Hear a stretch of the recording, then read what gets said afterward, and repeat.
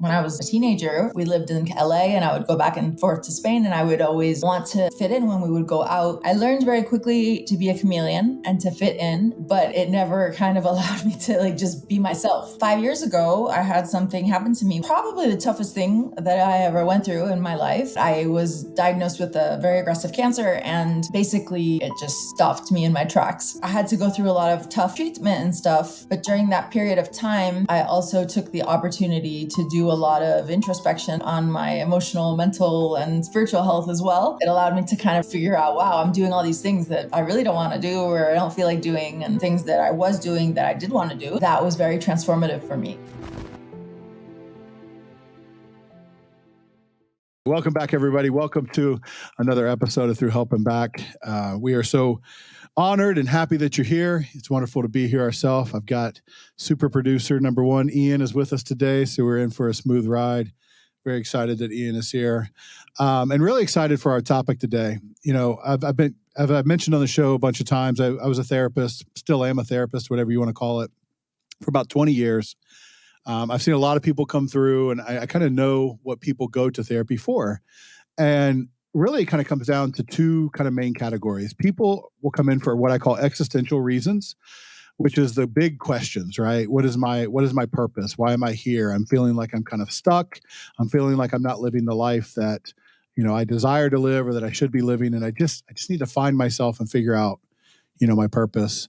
And then the other reason people come in is because they're facing some sort of challenge that is causing issues in their life. We're very lucky today because we have somebody who is living with, has wrestled with both of these questions through events that are within and without her control. She has faced the big questions of purpose. She has faced the day-to-day questions of how do I deal with this challenge? And she's come through the other side of that with a lot of energy and spirit and understanding that she's excited to share with you today. So Jessa De La Morena is with us here today. She is live and direct from Spain, so just right down the road from New Hampshire where I am. But Jessa, it's so good to be with you today. Thanks for coming by.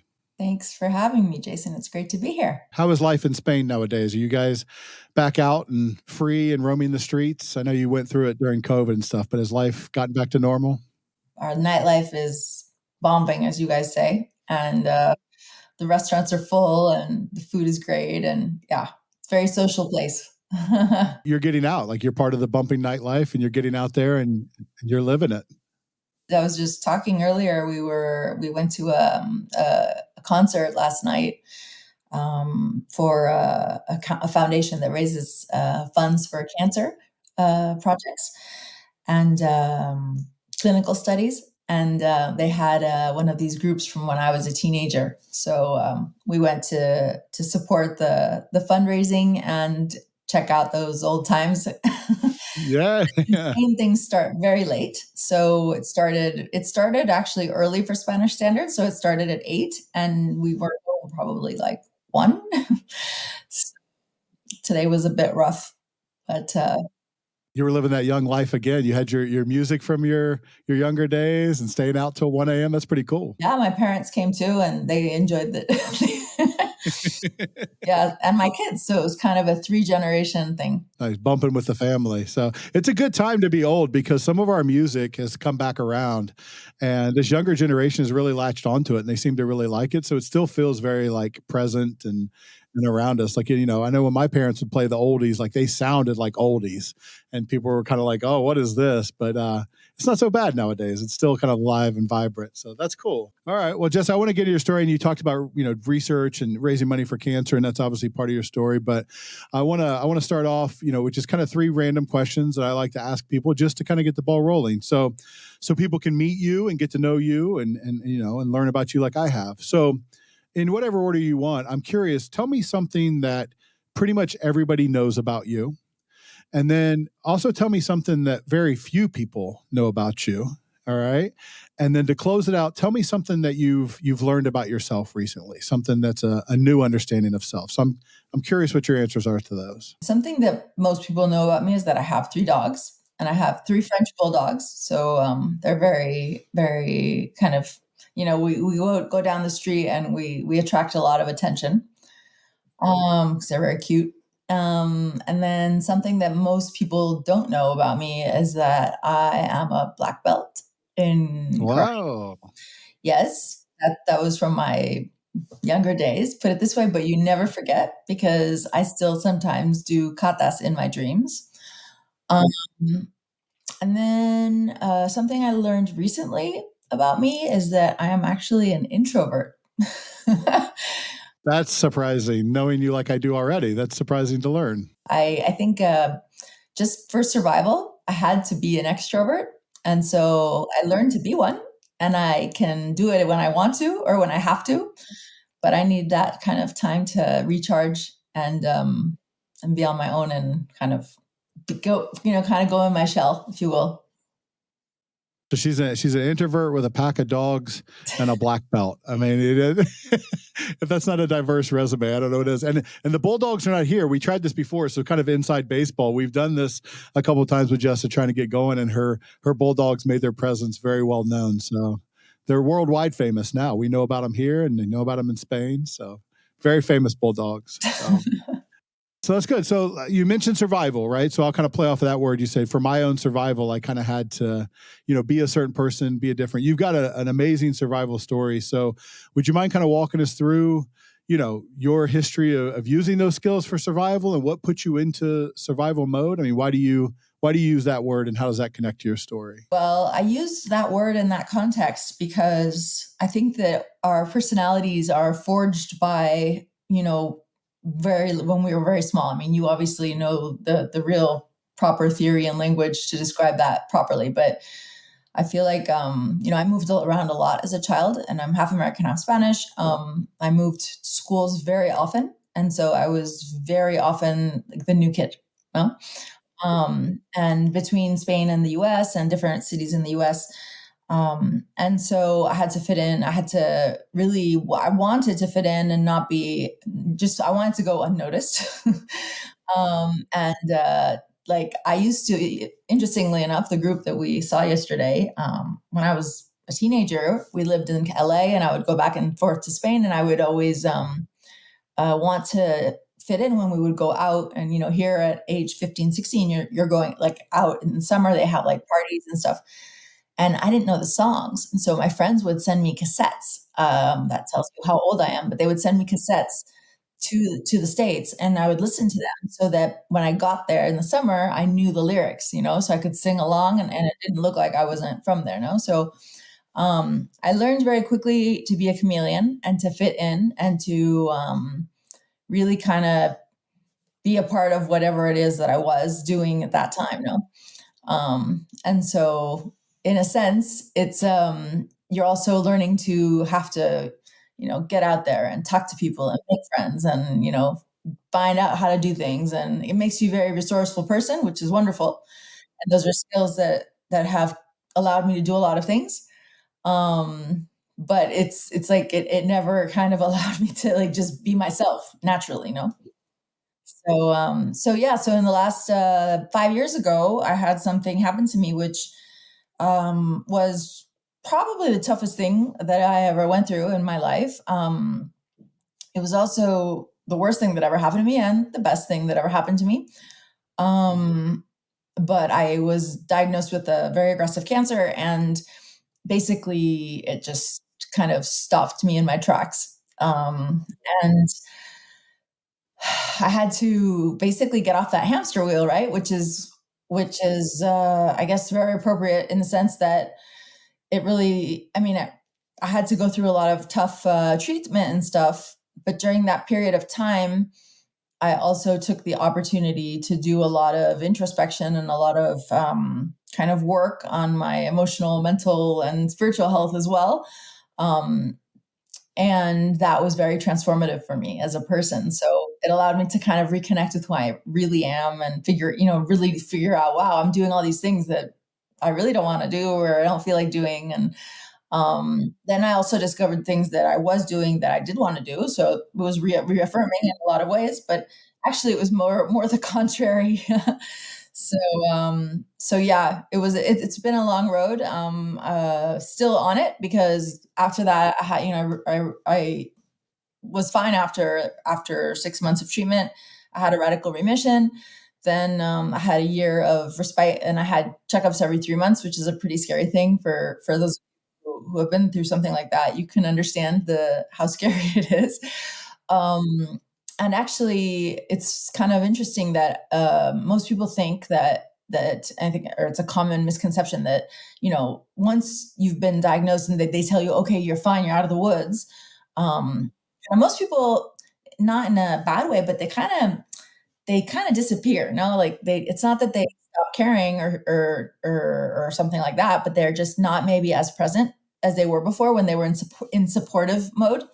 Um, and what a lot of people don't realize is that actually that's when we need the most support, because while you're going through it, it's terrible and it's very scary, and you're going through a lot of like trauma that's happening because you're facing a lot of fears and a lot of things that are really tough. But you have all the adrenaline that's pushing you through.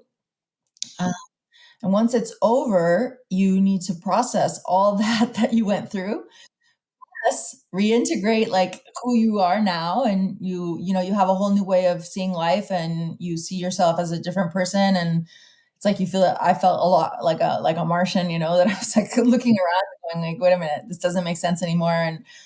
And so yeah, it's like that's when you actually you need the most support, no? So yeah, after that I had a relapse, and then I had a metastasis, and then subsequent lung surgeries, which were tough to get through. And since then, it's been 2.5 years that I have been cancer free, and I am on immunotherapy. So I'm very lucky because when in 2018, when I was first diagnosed, they didn't have immunotherapy, and when I had the metastasis, they did, and so I've been on that for 2.5 years, and there is no plan to stop it for now, which is uncommon.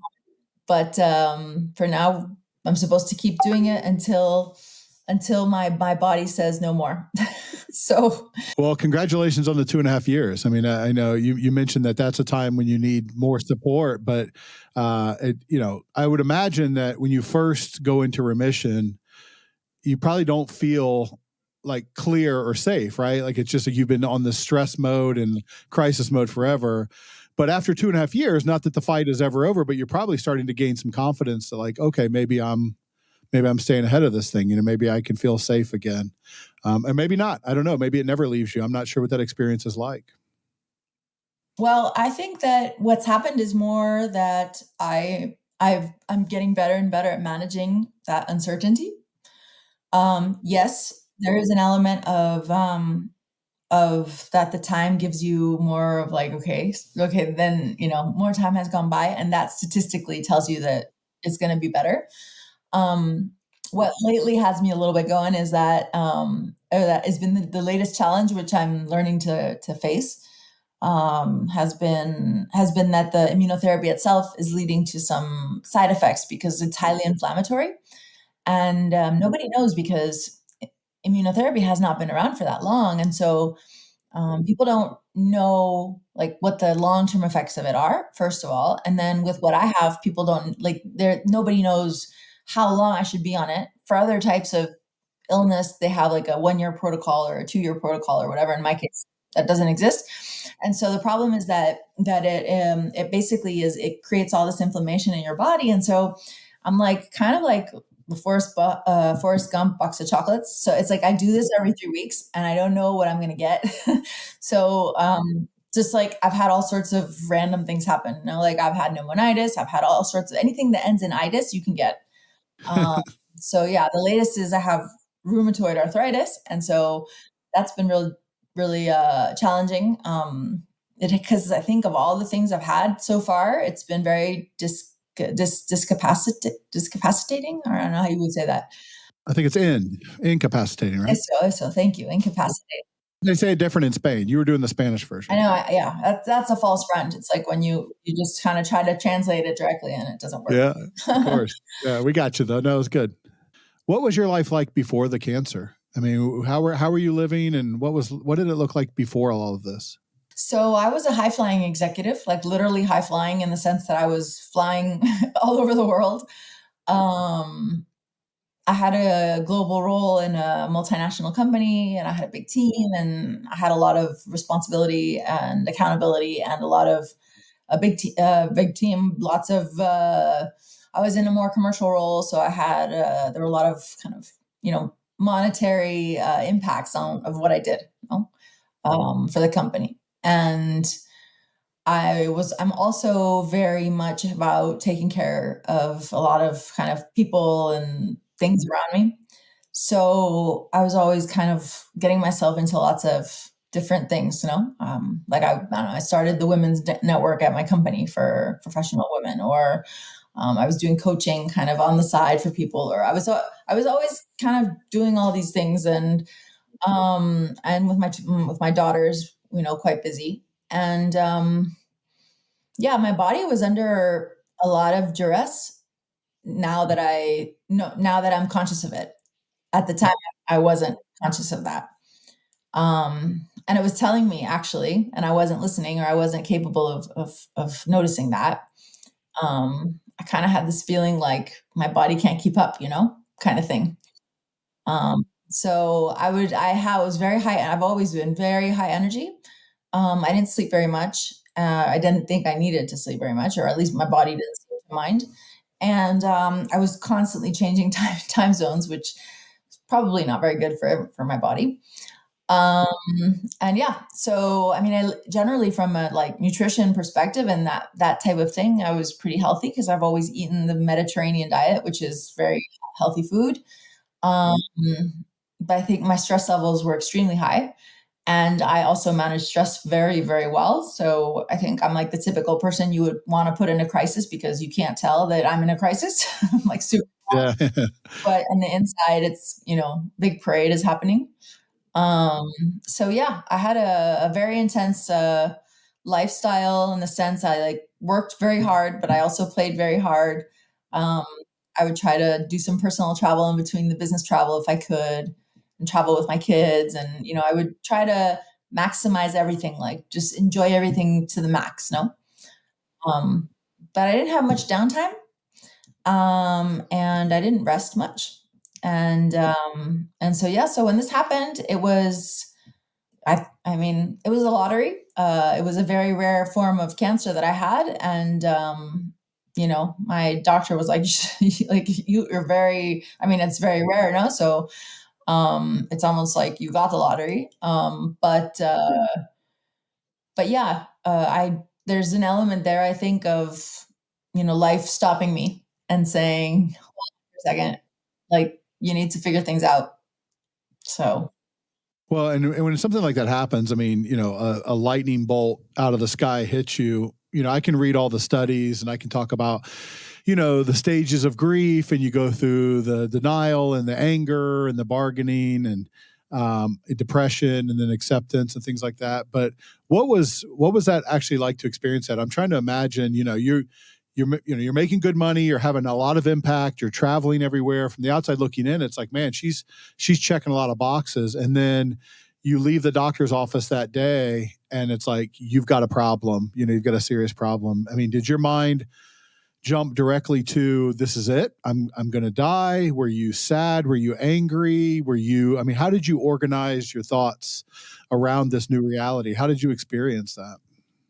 yeah, well, when I was first like when they first found the tumor, so it was in my uterus, and so my gynecologist saw it. And I had been to a checkup 3 months before. It's just that, since I've had two kids, I have I would WhatsApp my doctor, and I was like, hey, you know what? I feel something weird's going on. And he said, oh, why don't you just come in, and I'll have a look, So I went, and he just was like, he had this look on his face, like something's horrible, no? And so they had to do a biopsy at the moment.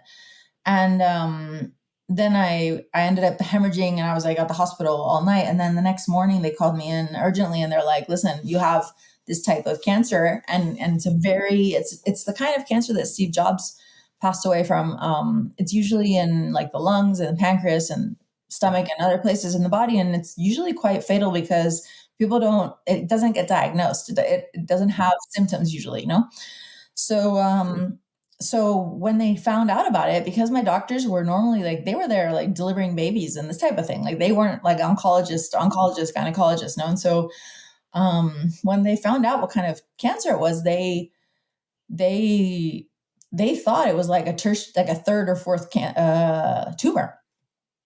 So I went home that day, which was pretty much the next day after having been told I had something that didn't look good, that it was probably a third or fourth tumor, and that I needed to go through all this testing that was going to take about a week, right? So I had like a CT scan the next day, and then the following week I had a PET scan, and I had all these tests, and so basically for about 8 days, I thought that I had it all over my body. Um, so I it was just kind of, I think I was in shock.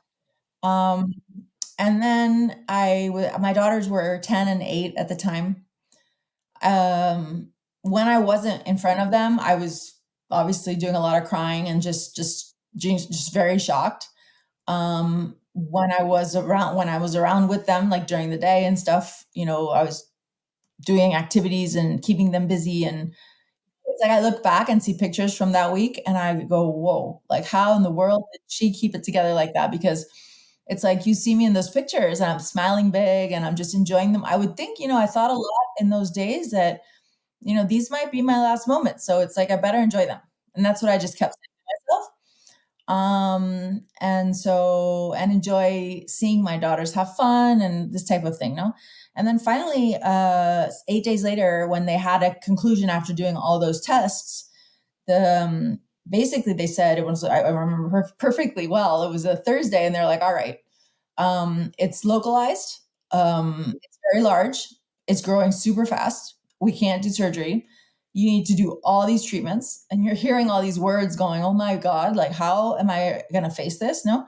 And tomorrow you have an appointment to get a portacath put in, which is like a port that they insert inside that connects to your artery, so you can have the chemo, and they're giving you all this information, no, and telling you like what the protocol is going to be, and that you're going to start the chemo on Monday and radiation on Monday, and then you're going to do this and you're going to do that. And then I went home that day and I was just like so happy. I was so happy because I had a path.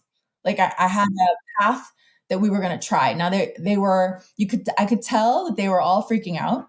They were all like, okay, we're going to bomb this thing like with nuclear weapons and we don't know what's going to happen. And talk to me about side effects. Like, I mean, yes, in the sense of like things I had to watch out for, but not like longer term side effects. And that also told me that you could tell that they were like, we're doing everything and we're not even thinking about like what could this mean for her if she were still around 10 years from now, kind of.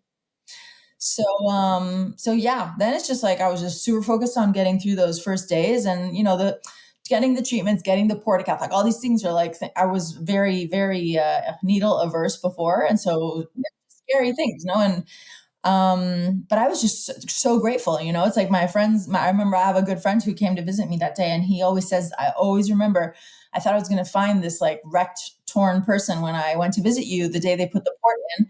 And he said, you were just so happy. And it's just like, I always remember that because because I was just so happy that I wasn't like, I didn't have it all over me and that there was a chance, And so yeah, then I was on adrenaline mode, and then it was like, okay, once I got through about 2 weeks of the treatment, and I started to kind of understand what the chemo was going to feel like the side effects I was going to feel, what to do in case of each side effects, what medication to take, how to manage, Then suddenly it was like I got into executive mode, and that's when I read this book that by Dr. Kelly Turner from Harvard, who studied radical remission cases. And so she talks about the 9 factors that she found that were in common in all radical remission cases. And it talks about, like people who found that, had purpose, who were in positive environments, who looked into naturopathic remedies, exercise, nutrition, all these elements. And so as a good executive, I made myself an Excel sheet with my plan. And I said, okay, I'm going to do, 3 things in each of these areas. And I would literally spend a good 4 hours every day that I was, not really, if I was not really, really, feeling badly. And started kind of working through all these things, And so, as you were saying before, obviously I went to a psychologist. In my case, for me, and she's amazing, and she allowed me to talk without filter about my fears and about what I was feeling in that moment, which I really needed because I couldn't talk about those things with, my family. But she also taught me to be very compassionate with myself. And since I was a very perfectionist kind of person, I had a very high barometer of, you know, how I should be doing things, how I should be. And it was a big learning experience for me because she kind of gave me permission to feel bad and to, it's like usually my natural tendency is to serendipity has always been my mantra. I'm always like, what's the gift in this? What's the gift in this? And that's a wonderful attitude to have. And I think that's one of the things that has really allowed me to get through this, and as I have. But having said that, there's kind of a downside to that, which is that if you don't allow yourself to also process that you're having certain feelings, then you just get blocked, no? So it's like there's an element of, yes, okay, what's the gift in this? But like, yes, I'm really freaked out. Or, so you need to allow yourself to feel that. And so I did a lot of like, okay, well, what would you say to your own best friend, Nick? And then I had to be like, okay, that's what I'm going to say to myself. Okay, just take a couple days to just, rest. And you've just been through a lot. I would say that to myself a lot. Like, you've been through a lot. It's okay to not like doing anything today. Before we go on, I want to say a few words about Anew Behavioral Health. Anew Behavioral Health is an outpatient provider of mental health and substance abuse services in Ohio and New Hampshire. That means that Anew can successfully treat mental health and substance abuse issues or dual diagnosis if you're struggling with both. Their integrated approach allows for them to successfully address issues related to anxiety, depression, addiction, trauma, and really anything that stands between your life and the life you could be living. You really cannot bring them an issue that they have not successfully treated. They have also solved one of the biggest problems for people seeking help. They have a dedicated team waiting to hear from you at helpnow@anewbh.com. If you contact them today, within 24 hours, you will have heard back from, wait for this, a real live person, and will also have your first appointment scheduled at that time. So how do you contact them? Well, if you're in Ohio or New Hampshire, you're probably close to one of their local locations. You're welcome to go in. If not, you can always reach them online at anewbh.com.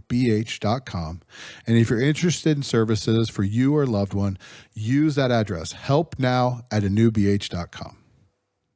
Jordan Peterson talks about that in his first book. He talks about treating yourself like somebody that you care about and you're in charge of their care, right? And he gives that example of like pets who, I know you love your dogs, right? Pets who are prescribed medicine, they get it 90% of the time, right? Whereas humans, and they take it the right way, right? If it says 3 times a day, they get it 3 times a day, with food and all that stuff. But when it applies to us, those numbers drop like below 40%, right? Sometimes we don't even fill the prescription. When we do, we don't take it the right way. If we do take it the right way, we don't do it every day. We kind of slack off. And, he makes the observation that we treat our dogs better than we treat ourselves.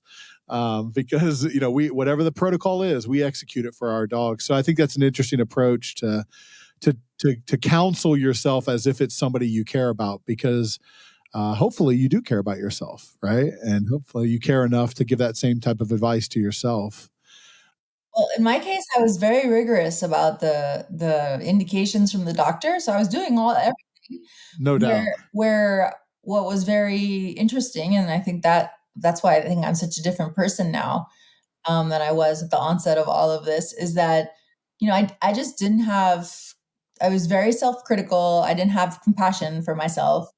And I just didn't want to, also it was kind of part of this. I just didn't want to wallow in this, because it's like, I didn't want to be there. I didn't want to be in that place. I wanted to be in the place of, okay, I'm doing something constructive. No. And so, yes, I mean, my psychologist would be like, you need to like also let all that out. And like, you're going through really tough, scary stuff, and it's normal to feel that way.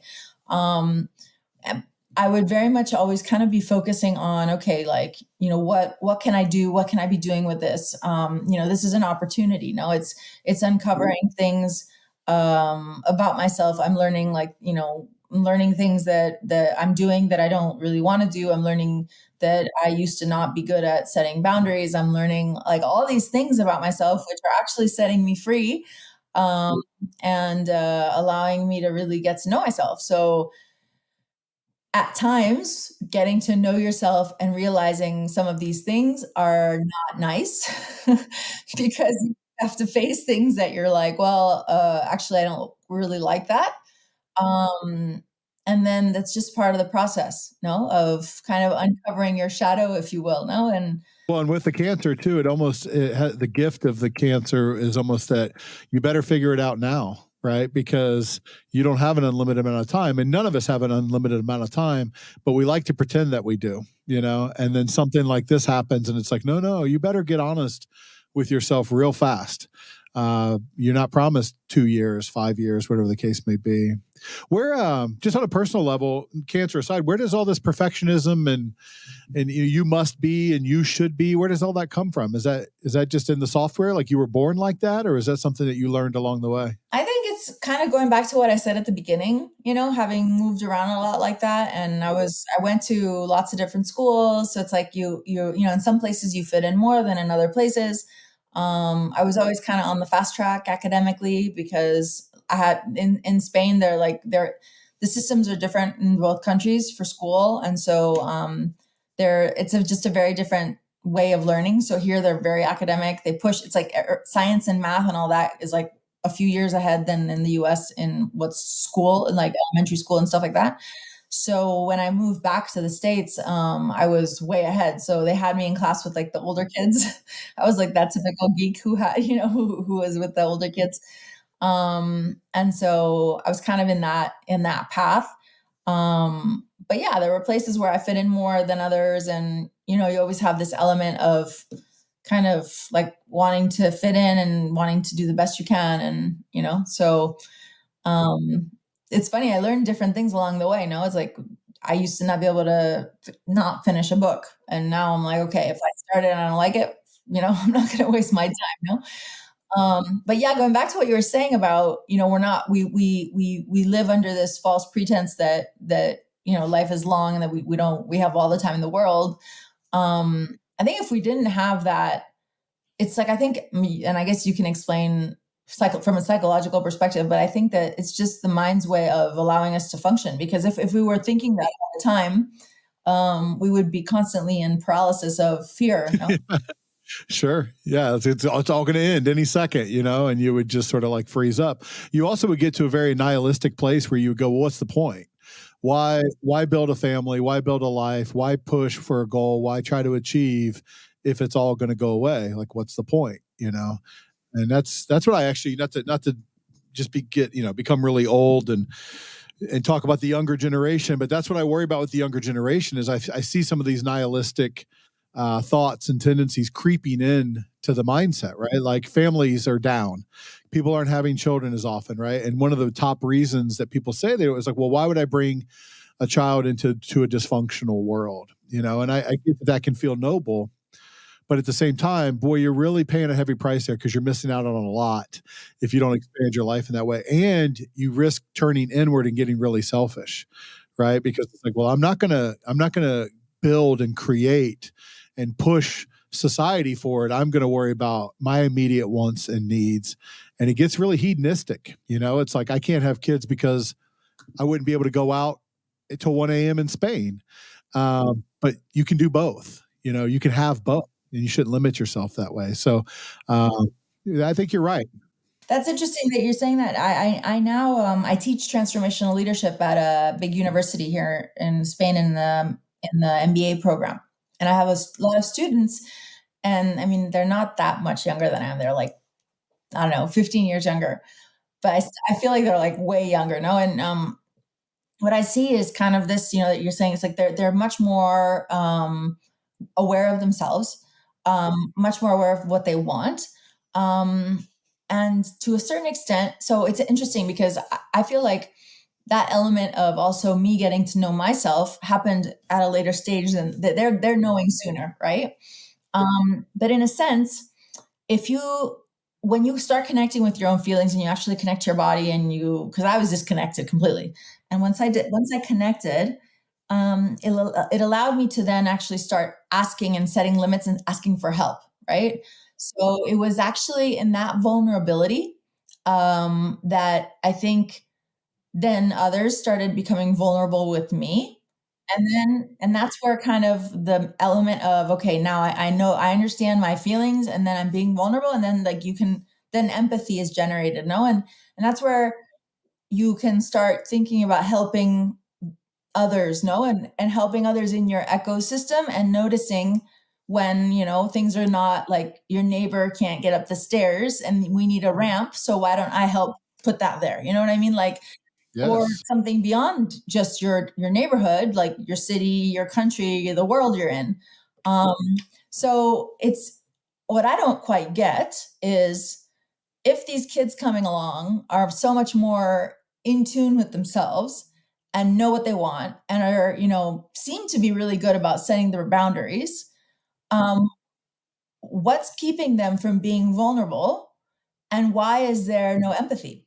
When we're talking about that disconnect too, I think the very first mistake we make is this idea that there is a me and a you, when in reality, there's just an us, right? And so what I do in the world, quite literally, directly and indirectly, affects my experience of the world and vice versa, right? How I'm experiencing the world.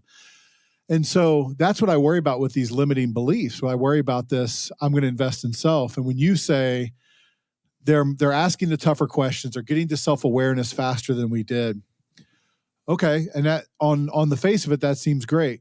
And yet incidents of depression are at an all-time high. Suicide is at an all-time high. Anxiety disorders are at an all-time high. Right. And so I'm concerned that the more that we're turning inward, the less we're losing that ability to connect. And I think that may be our more natural state, is that interconnectivity between all of us. I think the healthiest person on the planet, if he lives on top of a mountain by himself, is going to have a lot of problems because we're meant to be connected and social.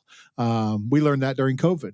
I mean, when we got disconnected, the place got really messy. And it got really tough for a lot of people. And you probably felt that. You said Spain is a very social place, going to the States, out to Spain, going through COVID, and then your diagnosis isolated you in certain ways as well. So I just don't think we're meant to live in isolation like that. And I worry that this turn inward, while self-awareness is amazing and we should push for it for that higher purpose, if we lose our ability to connect in the process, I think we have a heavy price to pay. I really do. Oh, I absolutely agree. And I would also add to that potentially I think a lot of the angst and I mean, like I said, I'm not in your turf, so it's just my kind of Yeah, I know. gut feeling about it is that a lot of that suffering comes from this misalignment, no, of maybe how what one is feeling versus what maybe society or what their environment is telling them that they have to do. It's kind of like I found that in my process that I learned there are a lot of things that were supposed to be normal that were really like myths, if you will, or that weren't what I wanted as normal. No. So in a sense, it was like I had to take that step and like kind of just free myself and say, well, that might be normal for you, but it's not like that's not what I want. And kind of get empowered. And maybe that fits back with, some stuff that I've been reading lately around, the World Economic Forum published a paper not very long ago indicating that we're in a new era of disempowerment in the world. And that 44% of people don't trust in institutions, and there's a lot of this kind of disempowerment of it's like I can't do anything about anything, no. And so I think that potentially that if you combine that with, okay, before people lived in the dark and had no idea that they were unhappy, and now they realize, oh, wait a minute, I'm doing things that are not aligned with myself, but I feel like I can't do anything and I'm a victim. So maybe what's missing is potentially that change of mindset and reframing and saying, okay, I'm not a victim because I'm responsible, because I have the ability to respond and relate to my circumstances like every single human on this planet does, no. And kind of like step into that power, and start actually taking responsibility, if you will.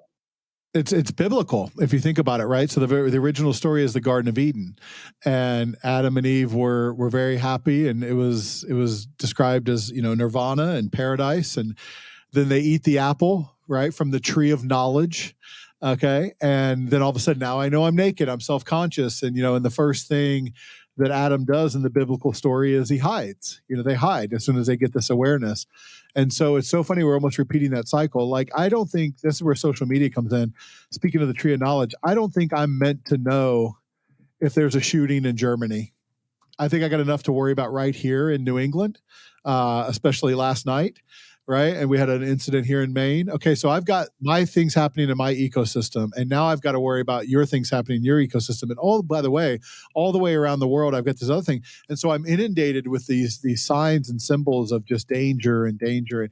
And then you talk about disempowerment, climate change, whatever you feel about that. I can recycle all the cups I want. I don't think I'm going to save the planet by doing so. Now, if we all do things, of course, we can make a big difference. But those constant messages of like, you're kind of screwed, and I don't think you can do much about it. It's very yes, Yes. And though it's like we can do, but we have to all do it together collectively because we are all one, right? So yesterday I was at an innovation summit, and there's this amazing man in Brazil who is, I mean, the whole summit was about, the future, and a lot of stuff was around sustainability and leadership and stuff. But the last speech, it just marveled me because it's this really well known famous Brazilian photographer who became very ill, and the doctors were like, you see so much horrible things, and what you take photographs of, and so many difficult things. And he decided to go back to his town and start planting trees, because trees are they are the only machine that can actually get rid of CO2. And so they can also bring back water sources. So he has like been planting in like millions of trees, and he's buying more and more, grounds in this area, and he is getting rid of, the footprint, and he's bringing water and all this. No, it's like, and what you need is all of us in the world to be doing the same thing. We have to, like, we can reconstruct the world, but it has to be a collective goal and a collective effort. exactly right. And do it not just because what is that phrase? Wise men plant trees of which they'll never feel the shade. You know what I mean? Like, you do it because it's good for the collective, not just because you happen to like trees or because it speaks to me to sit under a tree. Like, that's great. But that tree that's in my yard that's 150 years old, somebody planted that long before I was ever even conceived of.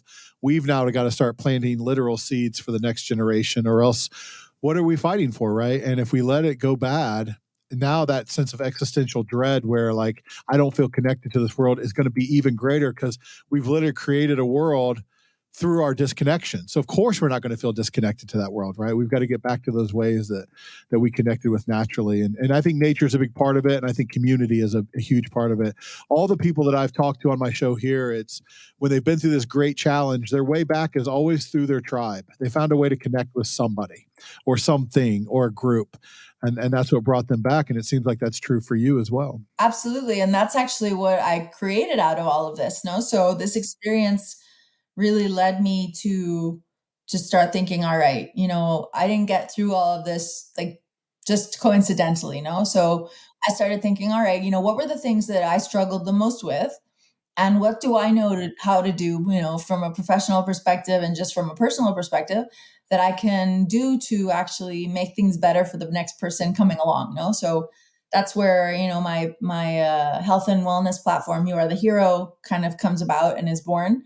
Where, basically it has the person in the center of it, and it's all about empowerment and people's stories, helping others, raising, others, inspiring others to take the reins of their own, situations, whatever that they may be, whether it's their caregivers of someone going through Alzheimer's, or they're going through cancer, they're going through grief, or they're getting divorced, or whatever it is causing havoc in their, in their world, and they're shaking their world, and they need to find help. And It inspires people to find the help they need. It inspires people to take steps towards their well-being and to take the reins of their well-being. And it also includes kind of routines that are supportive during the different processes, and then they are preventative, so that it keeps you in the right mindset or in the right health place, so that you can be well.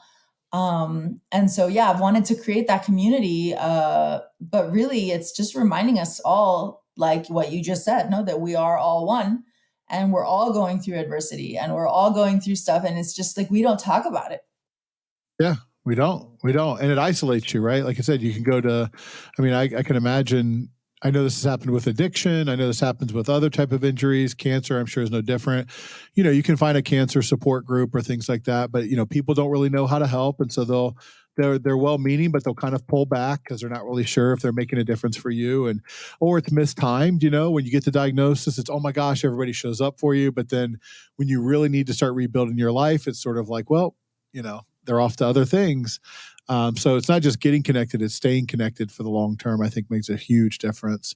What Tell me some more about this. You are the hero. So is it for people who are facing those challenges? Is it for caregivers? Like, who should want to connect to that platform? Because I think it's really cool. You told me about it Yeah, before. well, so from a perspective of, like, it's an app, so it's a two-sided platform. It's But the user, the end user, is us, people, anyone going through adversity, or having a loved one going through adversity, or we're caregiving, whatever it is.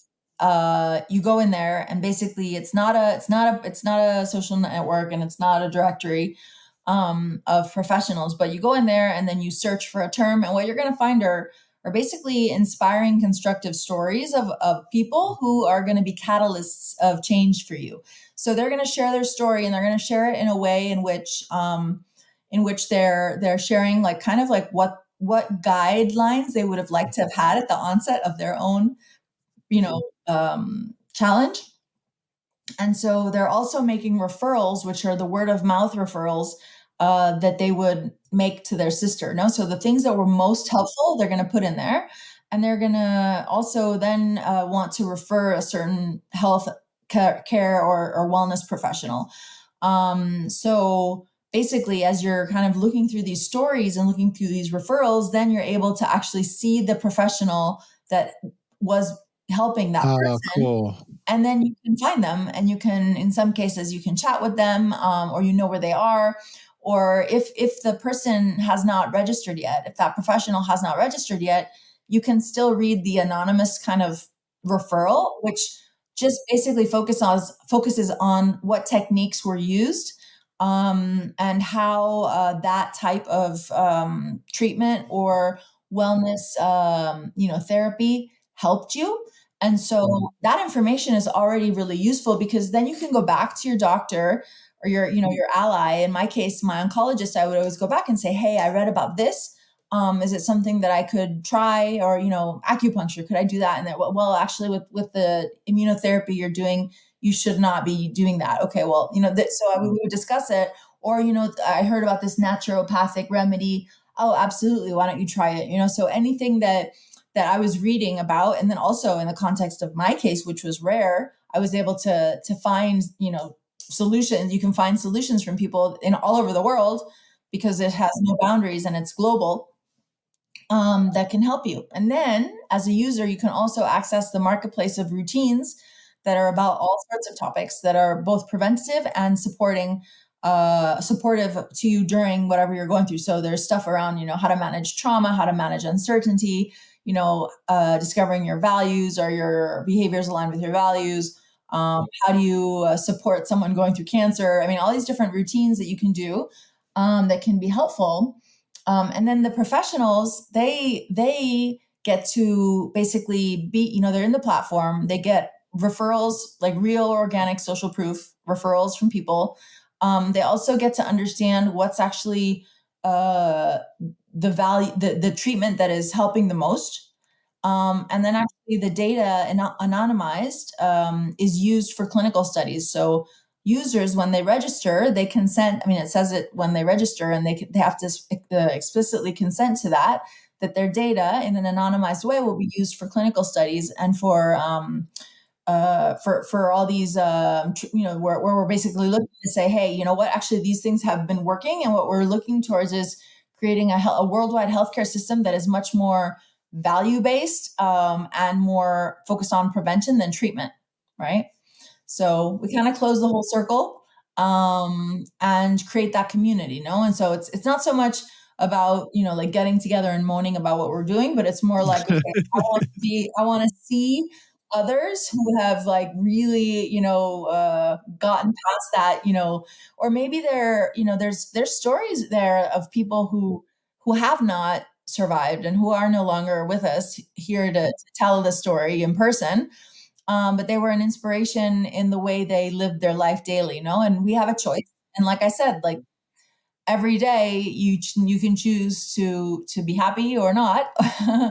um, and yes, I mean that doesn't mean that you shouldn't give yourself that space and the moments to feel bad if you need to. But if you think about it, Jason, it's like if you think this is my last like 4 hours, like I'd rather be having a conversation with someone that's going to be uplifting, and be with my kids and enjoy the moment than not. And your children won't have you forever, but they will have your legacy. They'll have what they remember of you and how you lived your life, and after you're gone, that can be a great inspiration as well. If they remember that mom just shut it down and gave up and complained about her misfortune, and I got the bad lottery ticket, they may go forward with that view of life, that you can be terminally unlucky and things happen to you, not for you. And they go looking for the next problem. Whereas if you live your life planting trees, which I have to commend you, Jessa, those are two big trees you planted, because it sounds like this is a resource that you wish you had when you first went through this. There's a lot of answers there, right? That tree is going to serve a lot of people. And then on the other provider side, being able to contribute the great work and help bring relief to more people, I think it's just wonderful. So my congratulations to that. It reminds me so much of, in the addiction world, the value of like 12-step meetings, right? So 12-step people get together and they share their stories of recovery. And it's the same kind of thing. Some of the stories are messy and some of them are ugly and some of them are tragic, but a lot of them are very hopeful and uplifting. And a lot of people are sober and free of drugs and alcohol today because they go to those meetings on a regular basis and they learn, hey, if he made it, I can make it. They learn that people they connect with, that's their tribe, I just imagine this as being such a wonderful resource when people are in their darkest moments. They can log on and maybe they see the right story at the right time and they go, you know what, I can do this for another day. I can keep trying. So And I also think it's really important, and it goes to your point around that. I had not made that connection, but in these meetings, know that people go to recurringly. It's about practicing the steps all the time, right? yes, perfect. And so that's what the routine part of the app is about. No, it's because you can't, if you don't continue doing the routines or doing the work, you'll fall back on the hamster wheel. That's right. That's right. And That's then right. you'll be like, it's like the Matrix, no? Like you go back and then you just forget and you become a robot again. And what was the point? Yeah.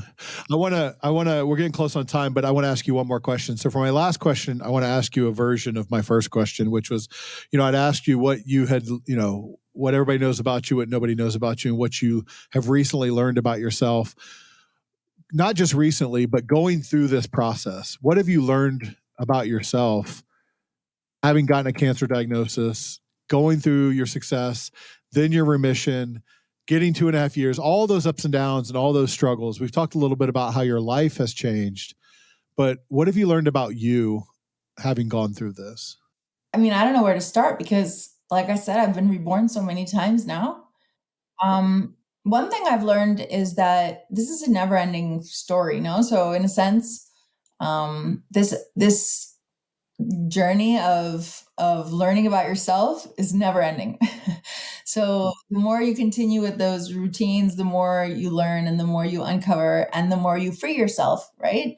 And I think it's been just kind of a journey of as time goes by, I come up like it's like you're training for different parts of a marathon, or imagine like triathlon. And so you're doing all the biking, and then you get to a point where you're like, okay, I'm ready to continue with this next thing. And then you say, wait, I hit a wall, and there's this, then I somehow discover something about myself that I didn't know was there. And that is actually, it's not allowing me to take the next steps forward to do what I want to do, or to be who I want to be. And so then I have the opportunity to face it and to find a way to deal with it, either through therapy or EMDR or whatever it is. And then it's like, okay, you know what? Like, I walk into that door happily, because I know that, first of all, I'm not going to, it's not, it may not be something I want to face necessarily or remember, but I'm going to experience it in my adult self with a lot more resources to deal with it. And it's not going to be as difficult, but I know what's on the other side. And what's on the other side is freedom.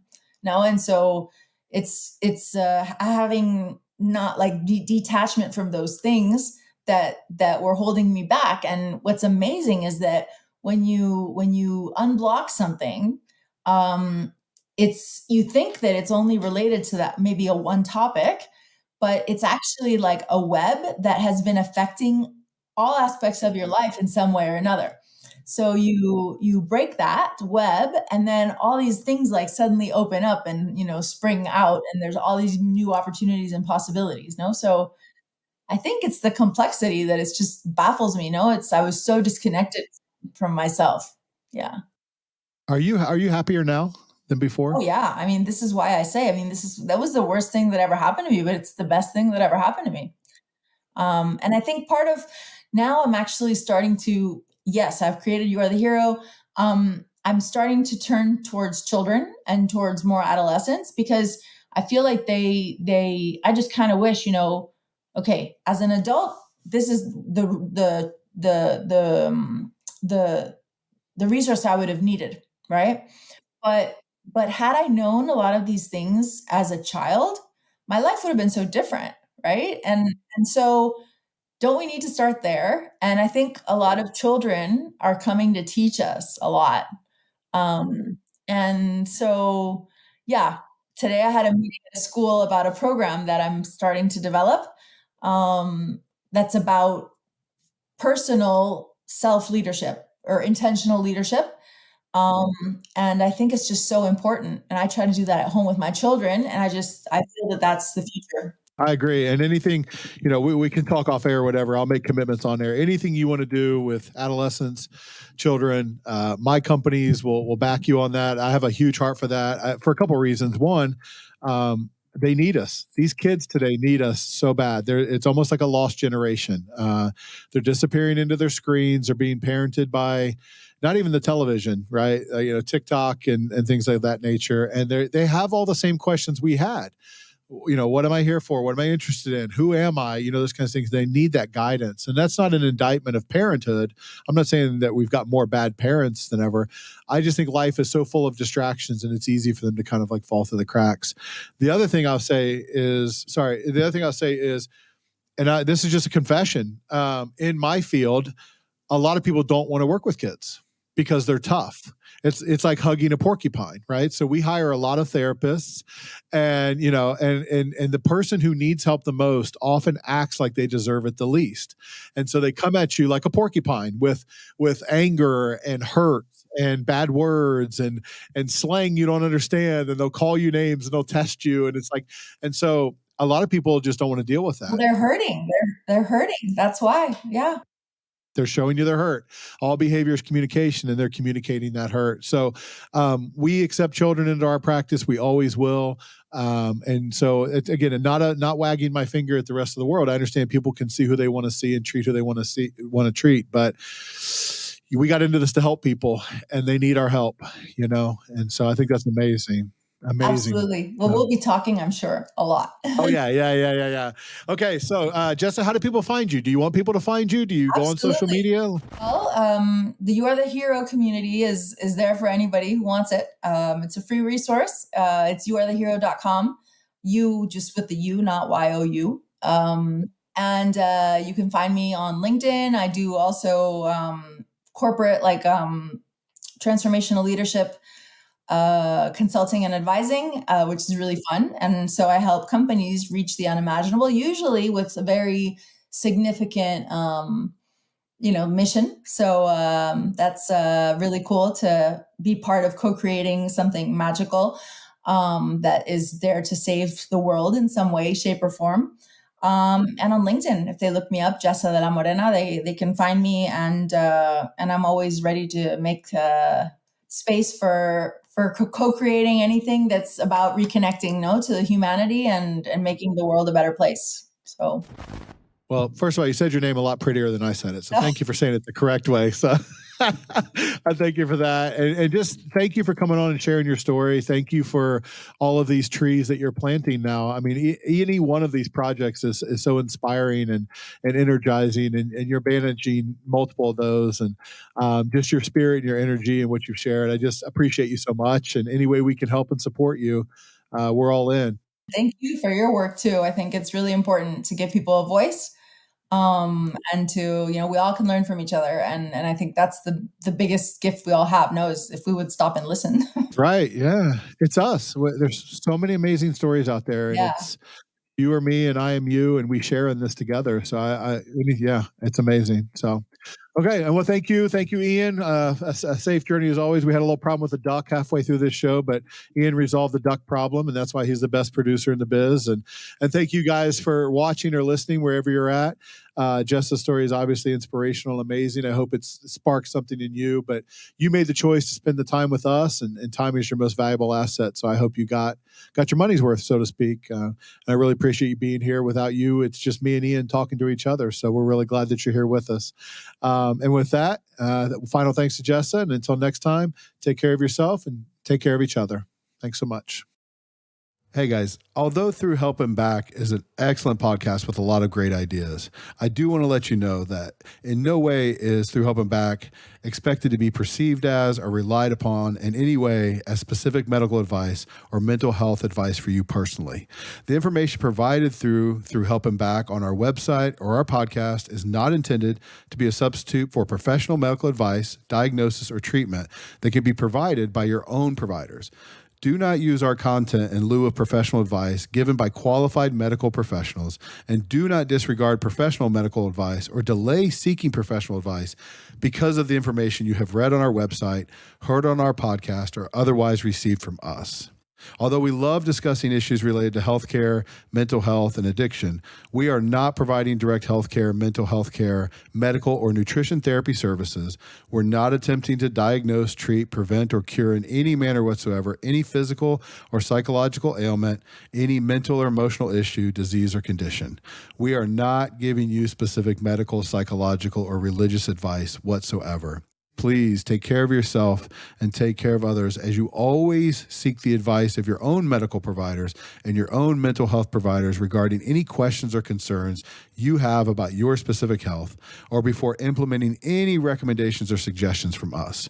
These are ideas that have worked for other people. We think it's important to share them. We do not guarantee that they will work for you specifically. Do not stop taking any medications without speaking to your physician, nurse practitioner, physician assistant, mental health provider, or any other healthcare or medical professional. And if you have or suspect that you have a medical or mental health issue, contact your own healthcare provider promptly. Also, one last thing, if you know or suspect that you are currently experiencing a crisis, it is absolutely imperative that you seek the advice of your doctor or other emergency healthcare services prior to ever thinking about using our content. We love the conversations. We're glad you're stopping by. We hope you take a lot from the content. But again, for your specific individual medical situation, please always seek quality personal care from your own providers. Do not let this information or this advice stand on its own. Thanks so much for listening.